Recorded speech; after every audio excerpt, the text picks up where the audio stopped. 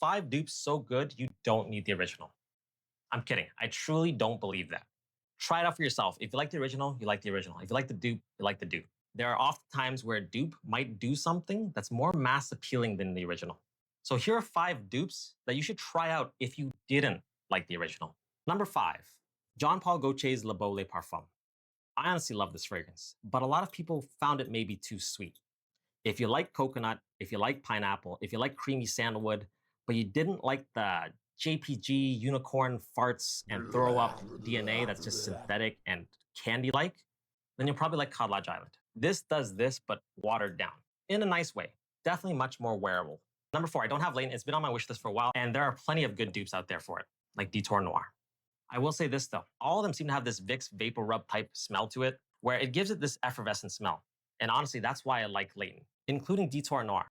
So if you're someone who didn't like that menthol type smell, then I would go with the Woods Collection Dusk. And the only difference is no menthol smell. In fact, this is definitely way more mass appealing. Just look at the scores on Fragrantica. It's insane. Number 3, another incredibly mass appealing scent, Maison Margiela's By the Fireplace. And wow, mine is dark. Anyways, this is an incredibly mass appealing scent, but a lot of people didn't like how smoky it was. Well, if you didn't like that, then Fragrance World Ace still got that Christmassy vibe, except more heavy on the vanilla, more heavy on the woods, less smoke. It has a nice bottle. The atomizer is horrible though. Actually, it's not that bad this time. It used to just squirt. And it comes with playing cards, so you have something to do during Christmas.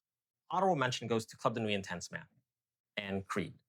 Personally, I still prefer Creed. There's just a feel about it that feels majestic, but a lot of people really like that pineapple and really like the smokiness of it. Number 2 would be higher, except Mega Mare isn't universally loved.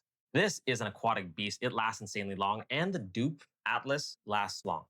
The difference, people didn't like the seaweed note. I can understand why it comes off a little bit moldy or mildew to some people's noses, and because of that, seaweed is often a hit or miss. However, if you didn't like that seaweed note, then I would try Atlas. It doesn't have that seaweed note. It still has the aquatic, the musk, the sweetness, almost watermelon-like, minus seaweed.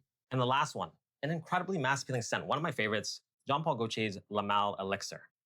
That being said, a lot of people didn't like how sweet it is, and that makes sense. It's as if you got that rainbow puking unicorn and decided to feed him honey. In this case, it comes off synthetic to a lot of people. Rayhan Elixir removes that honey note completely.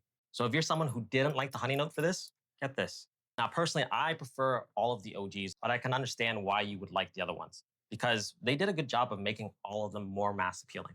So again, if you didn't like the original, give some of those a try. Anyways, if you like fragrances, you're into fragrances, and you're not following me yet, as always, guys, remember to be base, and I'll see you guys in the next one.